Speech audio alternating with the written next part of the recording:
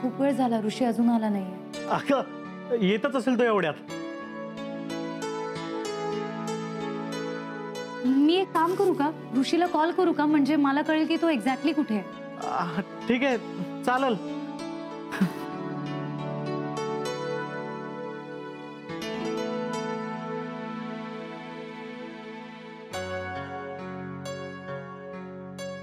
कामिनी, तू इथे? ऋषी तुलाच कॉल करत होते, बराच वेळ झाला काहीच कॉन्टॅक्ट नव्हता, म्हटलं कॉल करून बघा. तुम्ही दोघं निवांत गप्पा मारा, मी काहीतरी चहा कॉफी करून आणतो. नाही सुम्या, नको. काही नको. ऍक्च्युली मी जे काम करायला आले ते करेन आणि लगेचच निघेन.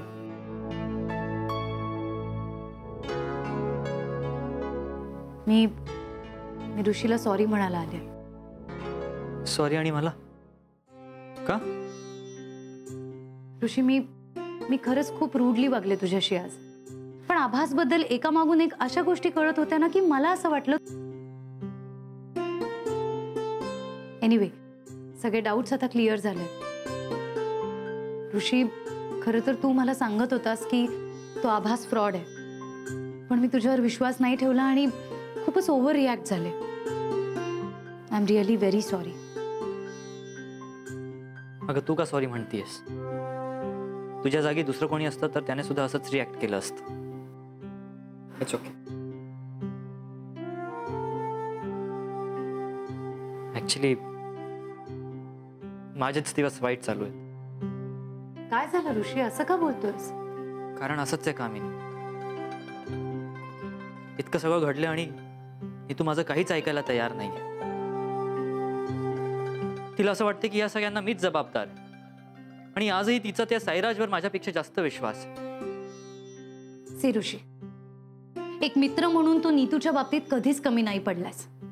तू सतत तिला मदत केलीयस, मग या सगळ्यामध्ये तू स्वतःला दोषी का ठरवतोयस?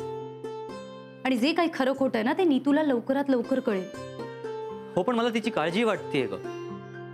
तू बघ ना, तिची काही चूक नसताना तिला किती काही सहन करावं लागतंय, आणि त्यात मी तिला काहीच मदत नाही करू शकत. का ऋषी? नीतूसाठी तू स्वतःला का इतका त्रास करून घेतोय? कशासाठी? मी एक मित्र म्हणून तुला सतत नीतूचाच विचार. ऋषी, एक मित्र म्हणून मी तुला कधीच महत्वाची नाही वाटली का रे? याहून कमी का होईना, पण तुला कधीतरी माझी काळजी वाटली असती ना तर.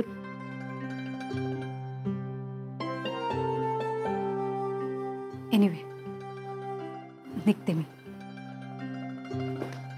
कामिनी, ऐक माझं. कामिनी,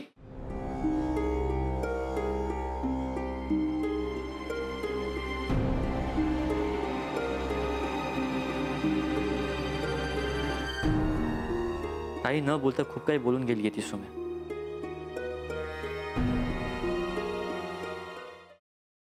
काय आडवडीक चाली, जरा थोडं धीर धरा ना. मग तुमचं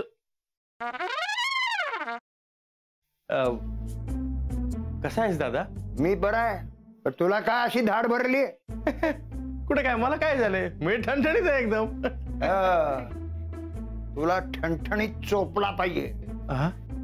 साखरपुड्याची तारीख माझ्या या जन्मात तरी ठरणार आहे का नाही?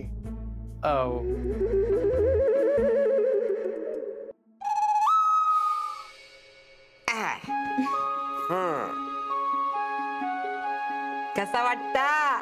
आम्हाला छानच वाटतंय, पण आम्ही साडीत कशा वाटतोय हे महत्वाचं. ऍक्च्युली आजी, बऱ्या दिसतोय ना आम्ही? बऱ्या दिसतो? अगो नक्षत्र आणि दिसतास दोघं. खरंच? मला तर इतकं टेन्शन आलं होतं ना, म्हणजे याआधी कधी मी साडी नेसली नाहीये ना.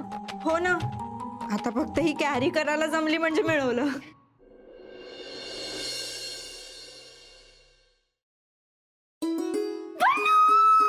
पल्लू पल्लू पल्लू, तू बिलीव्ह पण नाही करणार, माझ्या आयुष्यात थोड्या वेळाने काय घडलं ते. नीतू, काय झालंय? तू एवढी एक्साइटेड आहेस, किंचाळतेस, प्लीज सांग काय झालंय? पल्लू, म्हणजे मला ना खरंच विश्वासच बसत नाही की खरंच माझ्या आयुष्यात घडतंय. कमी स्वप्नात आहे. नीतू प्लीज, अगं मला कळेल अशा भाषेत सांग प्लीज, लवकर. I am also getting excited. Please sit down. तर तुमच्या एक्झॉटिक डेट करता आम्ही हे टेबल फायनल केलंय.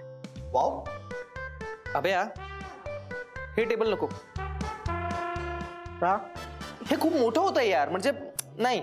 असं दे ना, मोठं प्रशस्त एकदम. हा तसं नाही रे, असं छोटं पाहिजे, कॉम्पॅक्ट.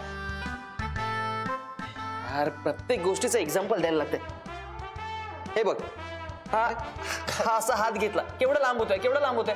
ते जरा असं इथे. ओके